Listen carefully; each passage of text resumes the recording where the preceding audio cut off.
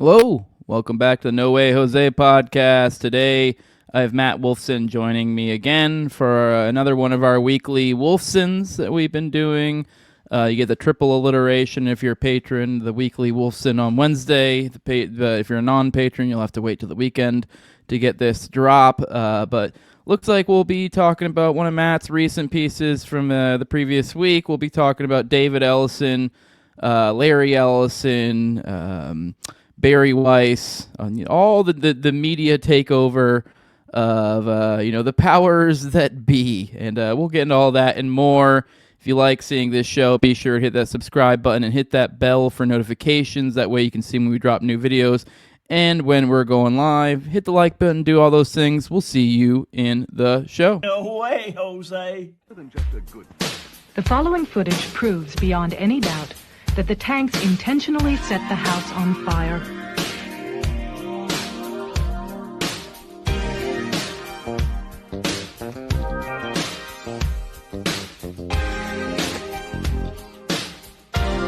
It proves that the Branch Davidians were murdered.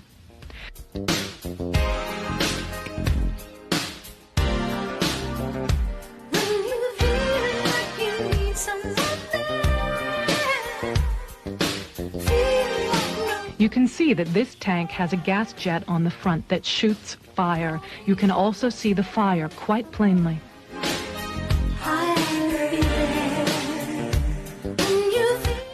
The tank goes into the house twice, and each time as it backs out, the fire at the gas jets is plainly visible.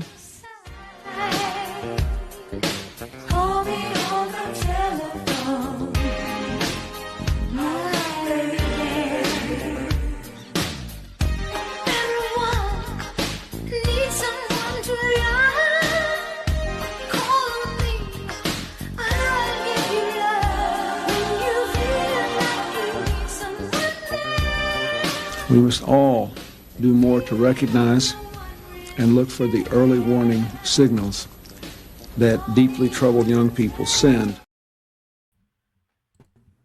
Hello, Matt. Welcome back to the show. Pleasure to have you here. Pleasure to be with you again on our weekly entry into this series, the Weekly Wolfson. As I said, the jump, we got this Ellison piece to dig into. This is over. If you guys want to keep track of Matt's work, you can always go over to oppo-research.com to keep track of all his different articles. The one we will be digging into today is in Al-Mayadeen. My apologies for my awful pronunciation, but this is the Western Media War, how Larry Ellison runs propaganda for Israel. So I'm looking forward to digging into this one. This is definitely something I've talked about plenty on my show in the previous months. So I'm looking forward to getting your take and having a little bit of a back and forth of sorts. But Matt, wild week. We had the Trump assassination attempt. We're in a weird spot. Everyone's focused in on that, and I guess we're gonna take a little bit of a look of Larry Ellison and what he's doing. It's great to be here, Jose. Thanks. I mean, it was actually, I think we just finished doing our last show, and I got off because we did it on a Saturday because I wasn't available last week, and I got off and I checked out the New York Times and it said somebody tried to shoot up, the White House, the correspondents' dinner. It was pretty shocking. I mean, Yeah, I mean, I don't know what to make of it. I don't know if you have any particular thoughts. It's still pretty early. I mean, it's just bewildering. I mean, not to sound like it is one of those things that, like, you almost can't even blame people that are almost knee-jerkingly like, oh, it's fake. I mean, it just seems so weird. Just that this keeps happening, but just any thoughts? I mean, the reporting's been all over the place. This is going to come out in a few days, but I know his initial reporting that he was dead, and then now I'm thinking he's okay. Who shot what? It's all over the place. But I mean, I don't know if you have any sort of like big picture thoughts on this. I guess it's just more another. How the fuck does this keep happening? This seems bizarre at the very least. I mean, I don't know. It's a weird one to wrap your head around, just at least on a vibe level. although I'm sure we'll get plenty more facts coming out in the months to come.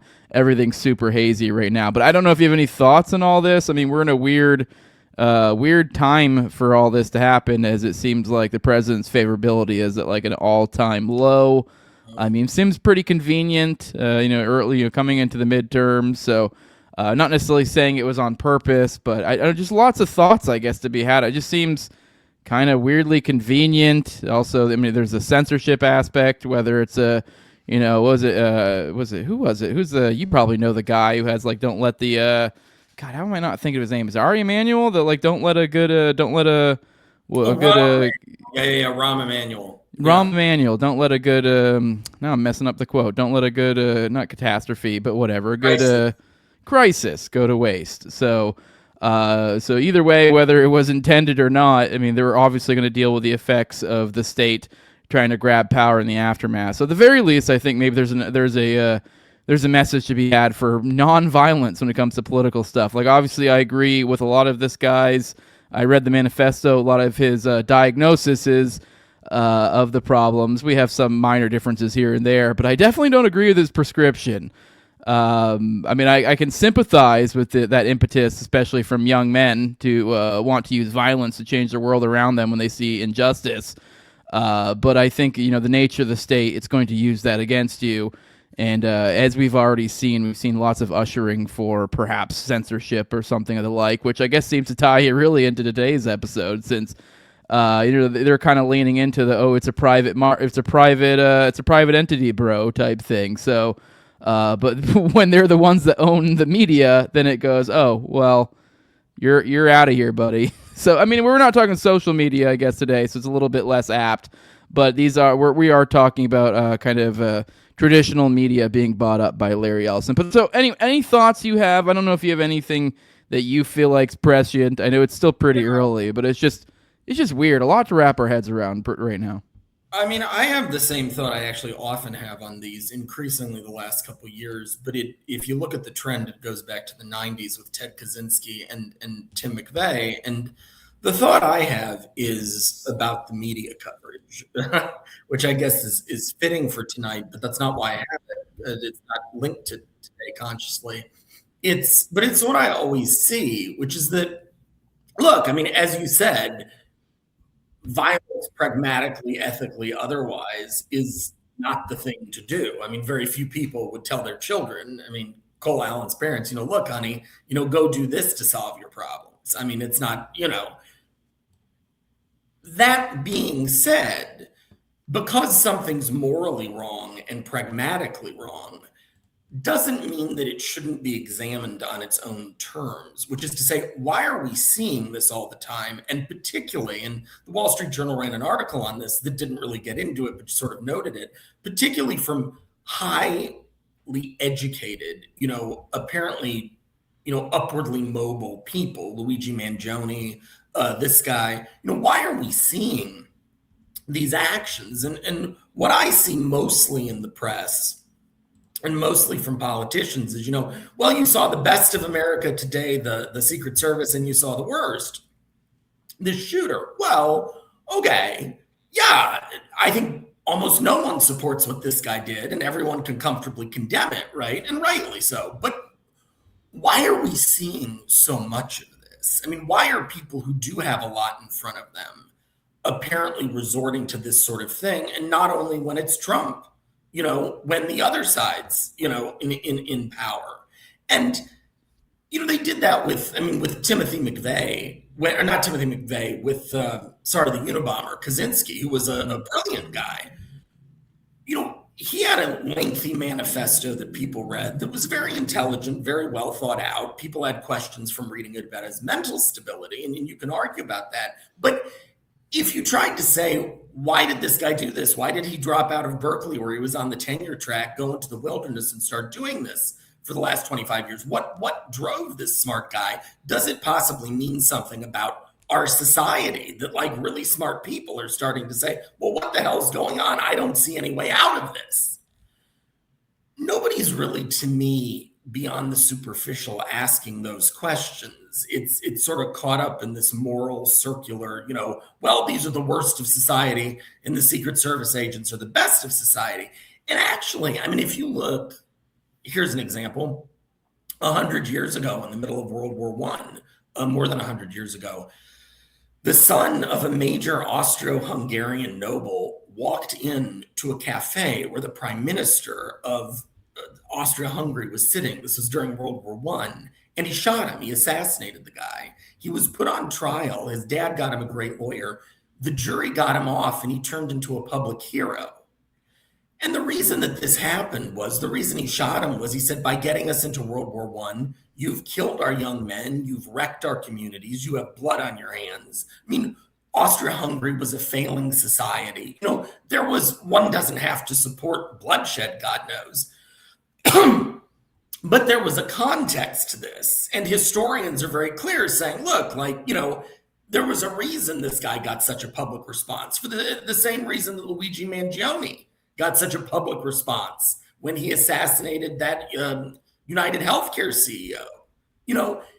And what I see is, rather than asking, why is this happening? What does it mean about the problems in our society? Does it point to ways we can fix them responsibly, nonviolently? What you get from the media and from the government is just this sort of rash of condemnations. And, Trump says it's the loony left. And then, back when Biden or Obama was in office, it was the loony right. And it's yet another reason to sow divisions. And this is a clumsy segue, but with people like Ellison taking more and more control of the news, and not just the news, also TikTok. I mean, he's a major investor now in the consortium that owns that. I don't think that's going to stop. I think we're going to see more and more of coverage that doesn't try to illuminate, that doesn't try to say, why does this happen? What does it mean? What does it mean about our society? How can we work to analyze this in a way to fix it? You're going to see highly moralistic coverage that really uses this, as you said, to make us more scared, to justify more, essentially repressive federal action, more surveillance, more gun control, So that's my main criticism, comes from the media coverage, because I don't think they're doing what they're supposed to do, which is to say, what does this really mean about where we are as a society? Obviously we condemn it, yes, but that's only the first step. Steps 2, 3, and 4 saying, what does this mean? Yeah, all right. So I guess, that is a segue to kind of get into the, what we came here to talk about today, your piece on Larry Ellison and kind of his broader media takeover. And I do think, there's definitely something to juxtaposing it against this Trump assassination attempt. I mean, the spirit from which, at least the diagnosis through which Brian Cole came from, is something that I think has been unleashed in this new media paradigm. And the powers that be seem to be desperately clawing at any way, shape, or form that they can maintain control. So they seem to be, what we're going to be talking about mostly today is desperately buying up, the vestiges of the establishment media and trying to essentially play their centralization game, which, I mean, my constant theme through this, it's almost kind of comical. It's fun every now and then to see a Bari Weiss piece here and there, and there's definitely substantive things to be said. But I guess I am almost kind of white-pilled on this. It's just kind of, or clown-pilled, and that I guess clown white-pilled, and it's just funny, but I'm hopeful on it. I just feel like this is doomed to fail. Now, this will give them, I guess, more of an ability to manipulate things and frame things their way, so it probably is better for them. But, I mean, I don't know. And also, there's also the weird, kind of showing how this is all just, maybe funny money almost, because it just seems like this cannot be profit driven. This is obviously ideologically driven. If anything, this is a major profit loser. I mean, we'll get into Bari Weiss later, but I mean, whenever they first launched her takeover CBS, there were multiple viral posts of them getting clowned over there, where they'd have major leaders of state and they'd be having like sub 100 live viewers, which is like something like a show like this will do. But I don't have fucking Condoleezza Rice and Hillary Clinton on my show, so it's a little bit of a different what the hell is going on here.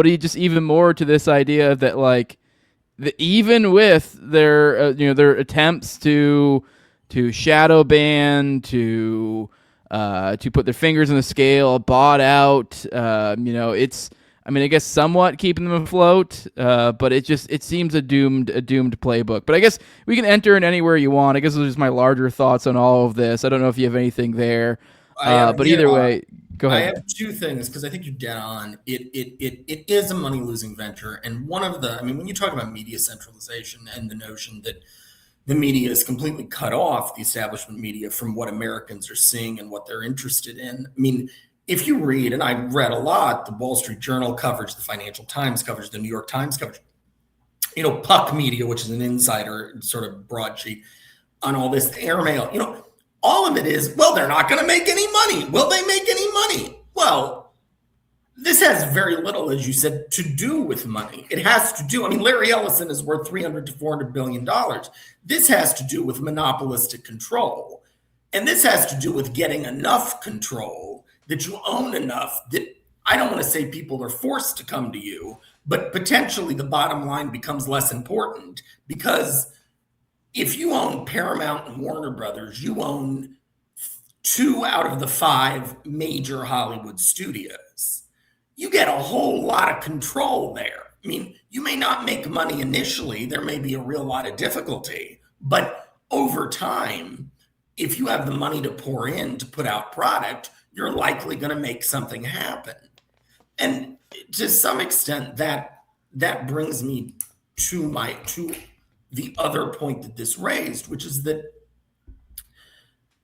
they're going to conglomerate control to the extent, I mean, Ellison and Bari Weiss, that they're going to be able to affect people not through things people aren't interested in, like CBS, which has been, trailing for some time, but through things like Paramount Plus and Showtime and what else do they have? Warner Brothers, which just swept the Oscars. I mean, they're going to use literally creative entertainment as propaganda. And that worries me because it's much, much more insidious. And I mean, there's an interesting example here that sort of made it partway into the piece, which is that the biggest sort of blockbuster creative for Paramount is Taylor Sheridan. And I have a feeling most people on here know who Taylor Sheridan is because he did Yellowstone, Sicario, Wind River, Hell or High Water, Lioness, Mayor of Kingstown, everything, every sort of neo-Western TV series and some movies you can think of, this guy's been doing.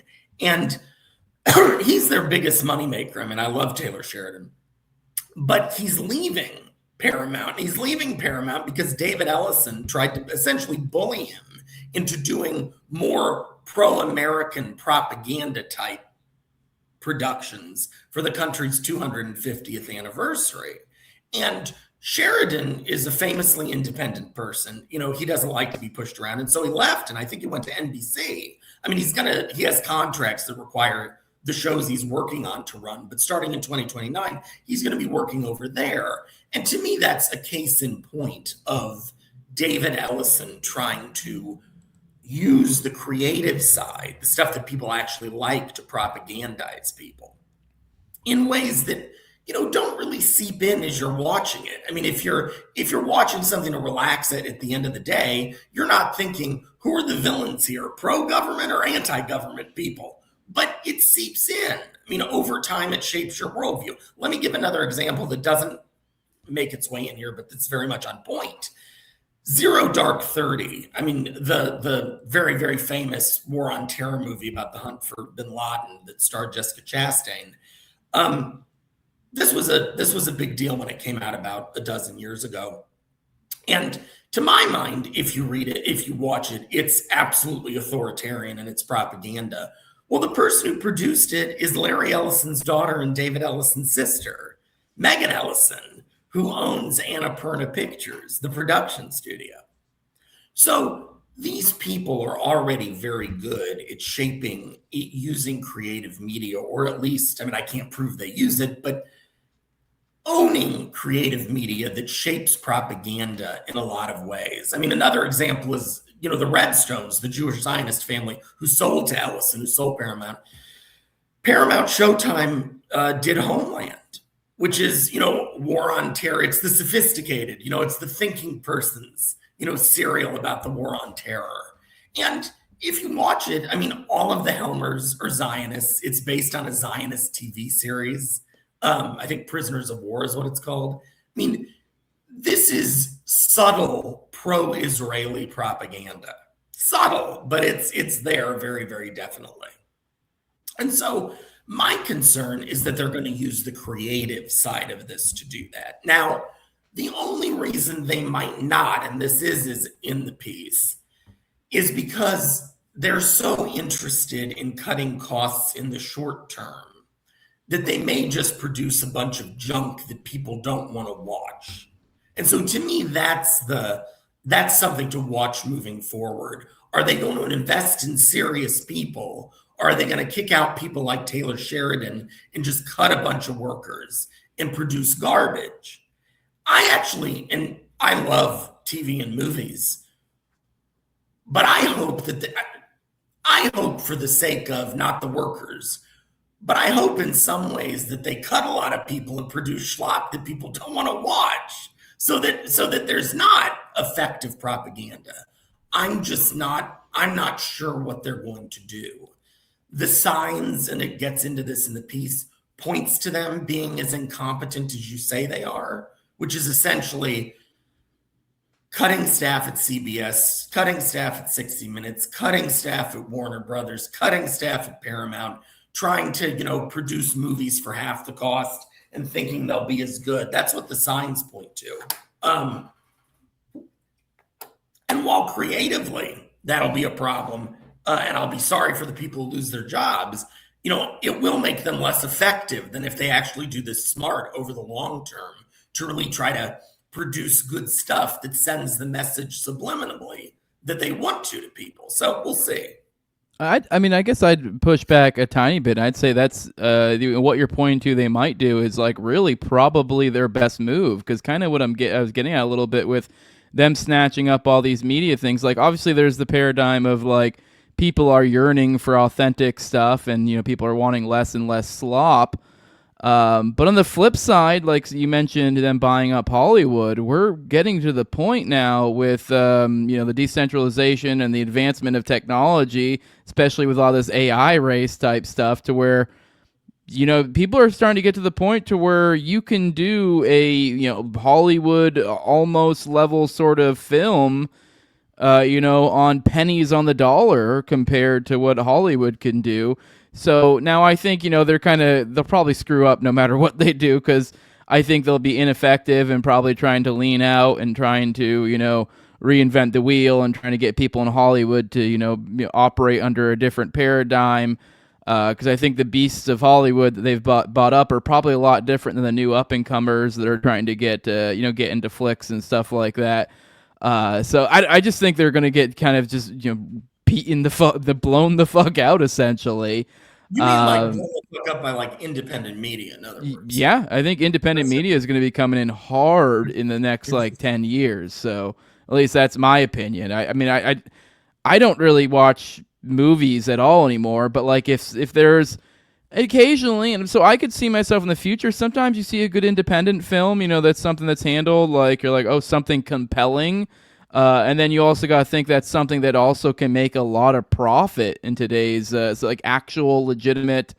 You can make it for pennies on the dollar and make a bunch of money off of it by just putting out quality. I mean, and we're getting to more. It's like, I guess it's kind of the same idea of like it was like 5 years ago, the learn to code thing, and now AI has gone to the point to where. I mean, hell, I just saw a Dave Ramsey quote today where he was talking about, oh, you can pressure wash and put yourself to school to get a nice coding job and get $150,000 a year.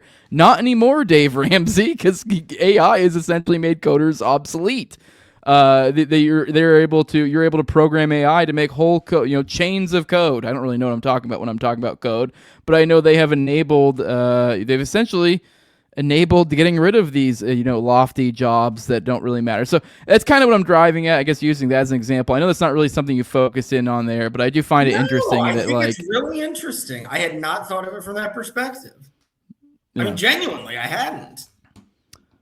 Well, all right. Well, I guess let's just dive right in. I guess where do we start? I think maybe a good place to start would be, you mentioned the Redstones. I feel like this kind of almost precedes, in a certain sense, Ellison's, because I think if we kind of focus in on, like, say, something like an entity like CBS, especially more specifically like a 60 Minutes, I think, you look at the Redstones who bought this place out, were owners of CBS, and in the past, in CBS, 60 Minutes have kind of been known as being, I mean, don't get me wrong, I mean, they are a little bit of a respectable establishment somewhat, but of the main journalistic entities out there, especially of the mainstream ones, they've kind of had a reputation over the decades of being, one of the more reliable places to go for that, where they're willing to push back. They're actually going to do some somewhat decent journalism.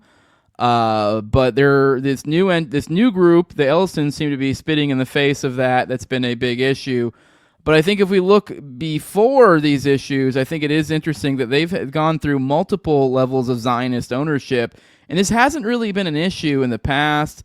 Now, to be fair, I guess that could be colored with that we are in a new age where it is okay to question Jewish power, whereas 5 years ago that was verboten. So maybe that's something to be said there. But it's only recently the game plan has changed up. So I guess, maybe that might be a good place to enter into the previous ownership, and maybe just like what kind of how were they able to have the previous paradigm, and what kind of and how did we get to the current paradigm? Well, I actually think it plays into the theme that you're talking about, which is that, like, these organizations seem to be reaching, they may be getting more centralized, but they're past their peak effectiveness.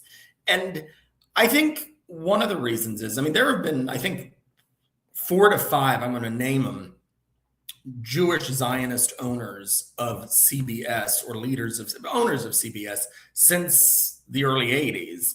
William Paley, Lawrence Tisch, who's the grandfather of the current police commissioner of New York City, Jessica Tisch, Mel Karamazin, the Redstones, and now the Ellisons. And in the first 4, there was a lot of tension. Like when Lawrence Tisch took over from William Paley, Tisch really started cutting things at CBS. And when he sold it in 96, he was, and then when he died in 2003, like the headline on his obituary, essentially from establishment media, was he took this jewel and he sort of drove it into the ground.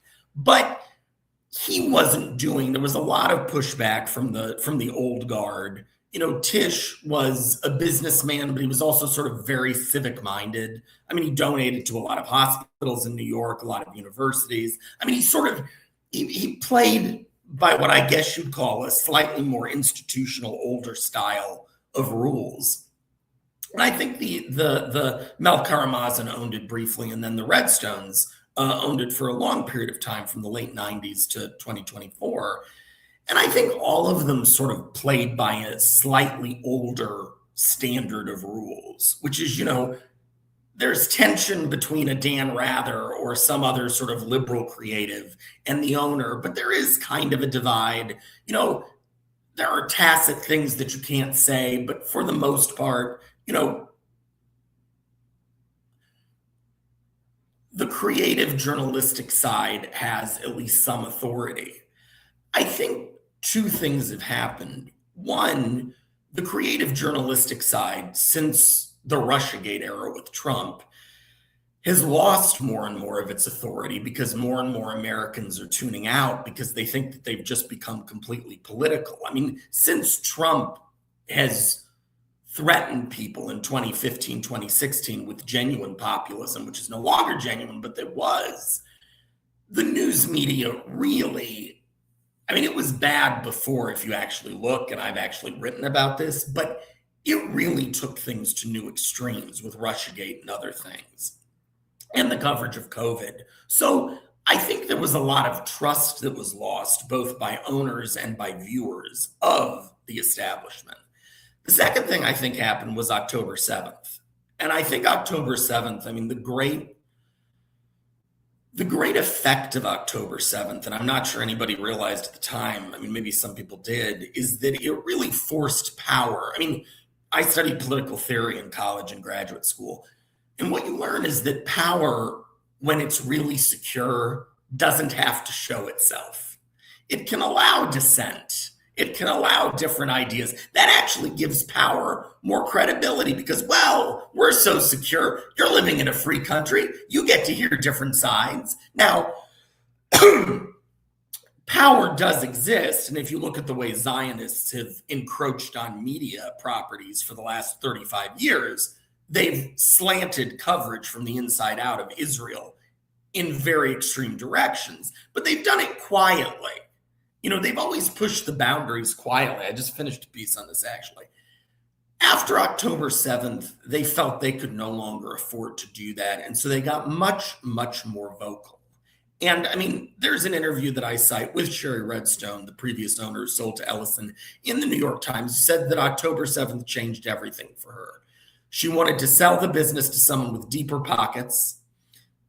And all of the people who courted her, by the way, and I list them, are well-known Zionists, Jewish Zionists. She wanted to sell with deeper pockets, and she wanted to devote herself to Israel.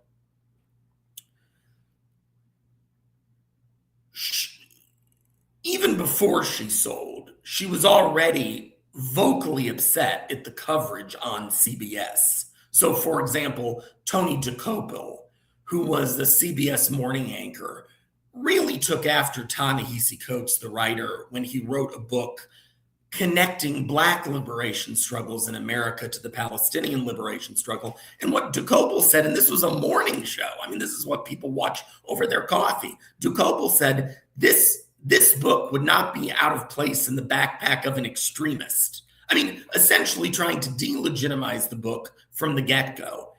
DeCopel, who is a converted Jew, he married a Jewish Zionist. They divorced. She now lives in Israel. He got circumcised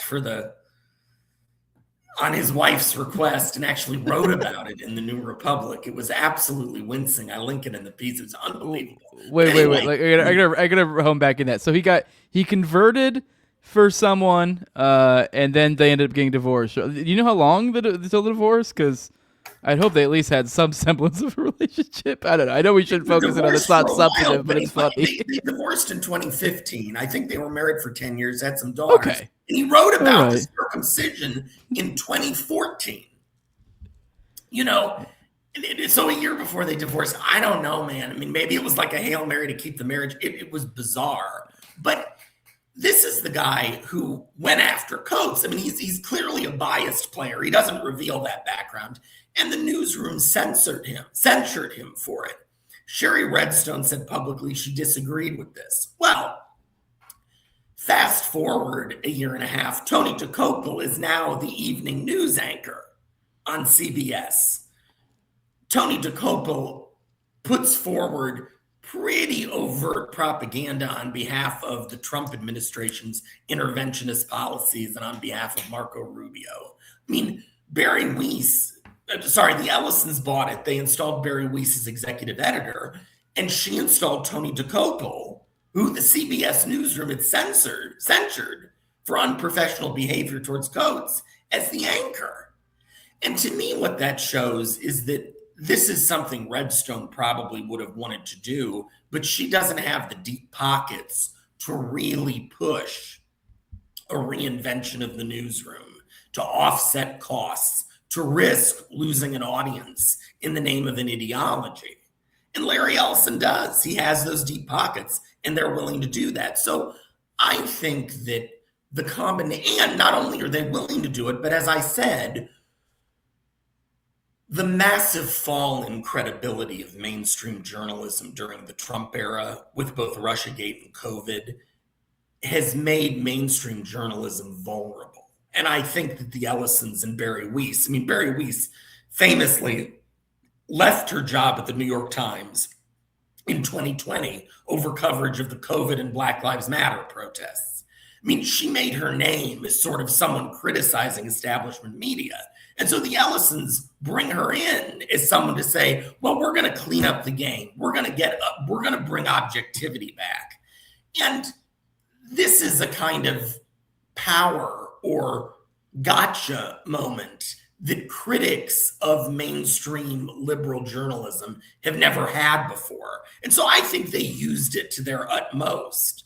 The irony is, of course, what they've replaced left-leaning journalism with is that left-leaning journalism that was bad on Russiagate and COVID, they're replacing it with right-leaning journalism that is terrible on Israel, terrible on monopolies, you know? So they're not improving it, they're just shifting the emphasis of the lies. Yeah. No, you mentioned Bari Weiss and all that. Now, that's one I find myself mentioning. It's like there's different levels to this. We have Larry Ellison looming above it all. We have, was it David, I think the son? I mean, Yeah. D something. It was David Ellison, who I think is kind of running a lot of the movie stuff. And then you have Bari Weiss on the journalistic side of things. That's the one that comes up. I guess, once again, another angle that wasn't quite in your story, but I'd like to get your thoughts on it. I guess this kind of goes a little bit to our previous talk. I mean, we're talking about journalistic outlets here, but we were talking about movies and that sort of propaganda and how they may just race to the bottom. But I actually find, with like kind of slopping it up and trying to do as much as they can in as little time, knowing that Hollywood's probably going to get blown up in the next decade or so. But journalism has a little bit more staying power.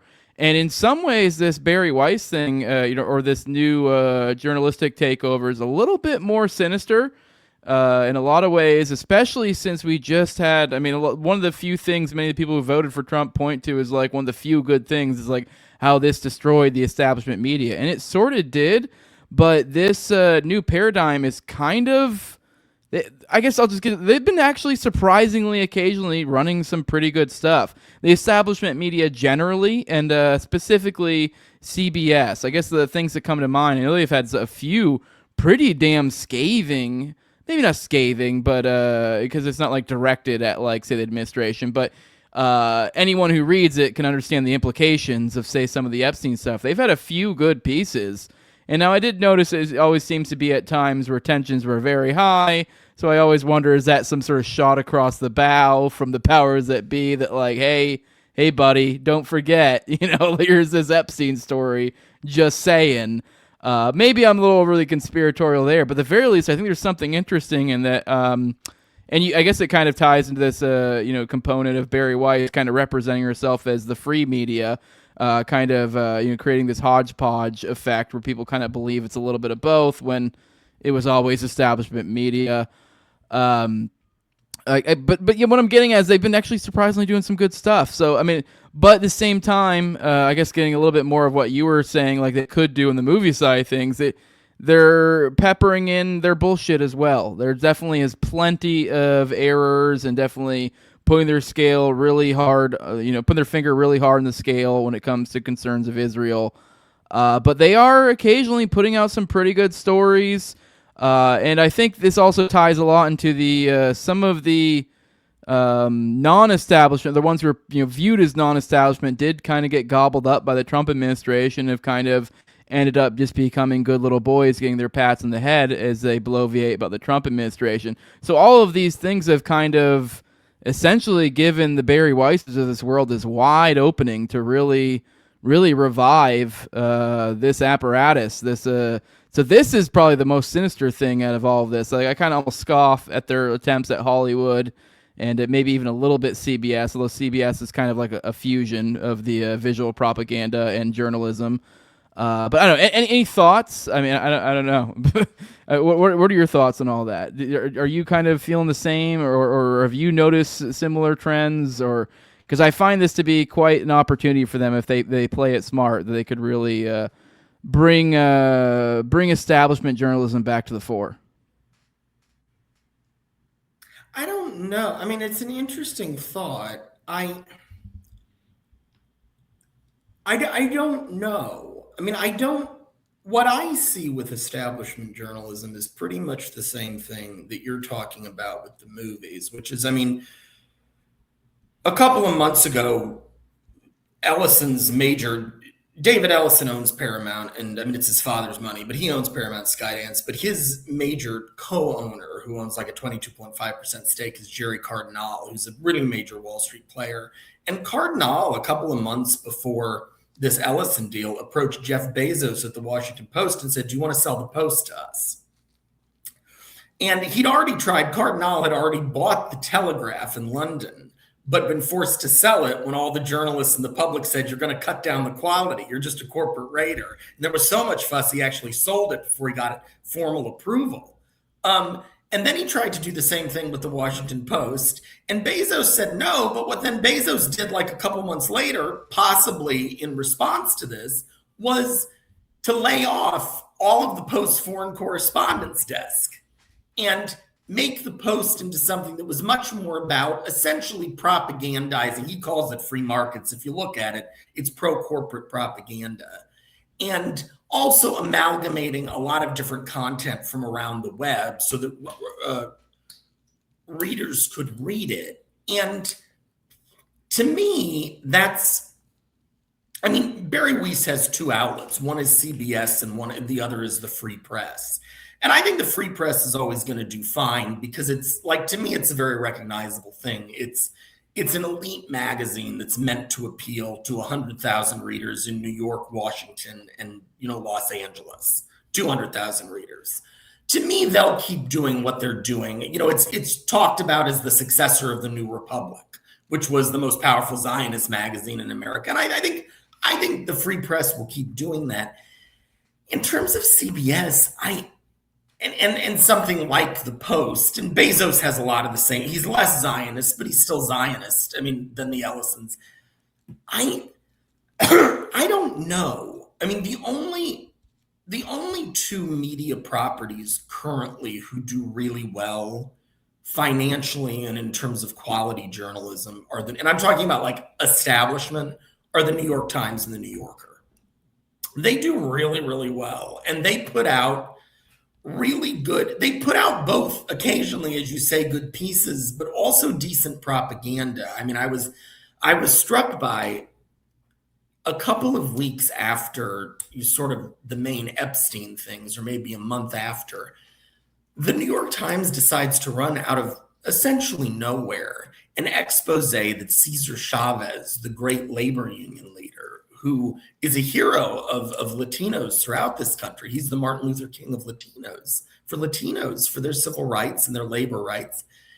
He's dead, long dead, that he was a serial sexual abuser, purportedly. And they'd had this information, it seemed like, for some time, and they decided to run it pretty prominently. And my own view of why they did this, the masthead, the editors, the opinion columnists, some of the reporters, the owners at the New York Times are all Jewish Zionists. And the reason I think they did it was summed up by one of the articles about Chavez by a sister publication. It's not just Epstein.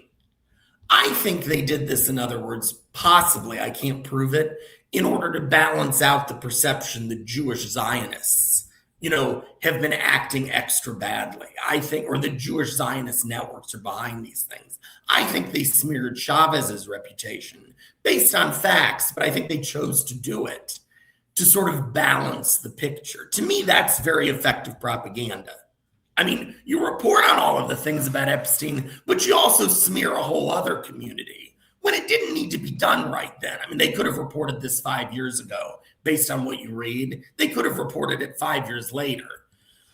To me, that's, if I'm right, and I could be wrong, it's just my suspicion. To me, that's very effective propaganda, and the Times is very good at it. And there's other examples. I've just written actually a piece about the New Yorker and the way it sort of skewed coverage of the Palestinian issue the last couple of years while acting like it's balanced. They're very, very smart. The editors over there, Joseph Kahn at the New York Times and David Remnick at the New Yorker. These are very smart liberal Zionists. I just don't think Bari Weiss is, I think she's much blunter. I think David Ellison, from what I've read, like about how he handles Taylor Sheridan, I don't think they're very smart. I mean, I sort of say this at one point in the piece. I think they're very sloppy, and then they justify their sloppiness. They're sloppy in the way they talk. They're sloppy in the way they deal with people. So I find myself basically thinking that they're going to do to this what you're talking about them doing in Hollywood, and not getting that big of an audience. But I don't know for sure. That's just you caught me off guard. That's my suspicion, Okay. That was just something I've noticed. It just felt like there was a golden opportunity with the influencers of the new media coming up, and it completely got squandered in this Trump administration by attaching themselves to it, and I think kind of give it quite the opportunity for the powers that be. Hopefully you're right. I want them to fucking flounder. The reason I don't think it is that if you look at the reasons why the people who sold out on the right were popular with their audience, I mean, say Fox News, or even random other people, Joe Rogan, they were anti-war. They were anti the war in Ukraine. They were anti the FBI. They asked questions about January 6th. It wasn't just like, oh, we're against trans. They were actually asking hard questions about structures of government. I am pretty sure, and you can call me on it if I'm wrong. I mean, I'm saying it now. I am pretty sure Bari Weiss won't do that. And the reason she won't do it is Zionists can't afford to. If Zionists start telling people to really look at what's going wrong in Washington, D.C. in a deep way, people are going to eventually find their way back to Israel. Now, occasionally there are Zionists who do variations on that. Laura Loomer. But I don't think Bari Weiss is going to follow Laura Loomer, because Laura Loomer just brings up a bunch of vast conspiracies that really are conspiratorial that no one believes. So I think Bari Weiss is going to be hemmed in by her respectability. I don't think she can fill that gap that you're talking about. Does that make sense? Yeah, I think so. I think so. I guess what I was getting just more of an area where the occasional, because this is an entity that's able to kind of book, being establishment media, they can book some of these larger guests, and being as they are kind of somewhat, especially typically a little bit more liberal, sort of, they can kind of seat themselves as sort of as a counterbalance to Trump, while also kind of keeping it within the bounds of what they're willing to discuss, but still kind of covering some pretty reasonable journalism occasionally. But yeah, I think that the whole point is they try to kind of feather that line of wherever that is. But anyways, I hope you're correct. So, but go ahead. No, I hope I am too. But that's real interesting. We'll have to watch. I mean, because I'm not sure, as you can tell. I mean, yeah, that's my guess based on what she said. But you don't know. Anyway, I can think of like 3 scenarios. I don't know for sure. It's my guess, but I don't know. We'll have to watch. Yeah. Well, let's hope for their downfall. But I think we're probably a good point. I don't know if there's anything else specifically you want to talk about all this, or there's something that's been kicking around your mind that you feel like is interesting. But I'm flush out. I think this is a good spot to leave it. Otherwise, the only thing I wanted to say is that you had talked a couple times ago, and we were talking about the UAE about UAE. more about their infiltrations, and I was just going to say, I mean, the UAE is a major investor in this Paramount Warner Brothers merger, and so is Saudi Arabia, and so is Qatar. And it needs special approval because the number of shares they're going to hold is like up to 50% almost in the company. I mean, so this is a prime example of, and Jared Kushner was involved in the Warner Brothers Paramount deal at the beginning, and he's close to the UAE. So this is yet another example of the Ellisons not only propagandizing on behalf of Israel, but also bringing an actor like the UAE in. So I just thought I'd throw that in at the end. Yeah, no, you're right. That is something that people should be keeping an eye on. UAE's been making some interesting moves lately. They are invested heavily in our AI market and I think other defense spots, and they are heavily over leveraged. Looks like we may have really screwed up their spot with this Iran war.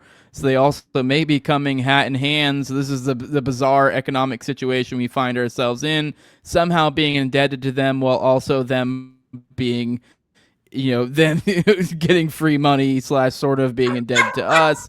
But this is a precarious situation we have created with all this funny money moving around, which is funny money is what's enabled this to happen in the first place. Larry Ellison taking over all this. I mean, I guess I don't know the ins and outs of his specific his rise to his wealth, but I'm gonna go ahead and guess it's probably based on a lot of funny money. It happened through the CIA. The CIA was a major early investor in Oracle in the 70s. It happened through the fucking CIA. Oracle. Wait, Oracle was in the 70s? Are you talking about Ellison? Ellison's not Oracle, right? Or am I mixing up? No, people? Ellison is Oracle. Ellison gets all his money from Oracle. That's what he founded. He's the Silicon Valley tech billionaire. He founded Oracle, and he founded it in the 70s with CIA help.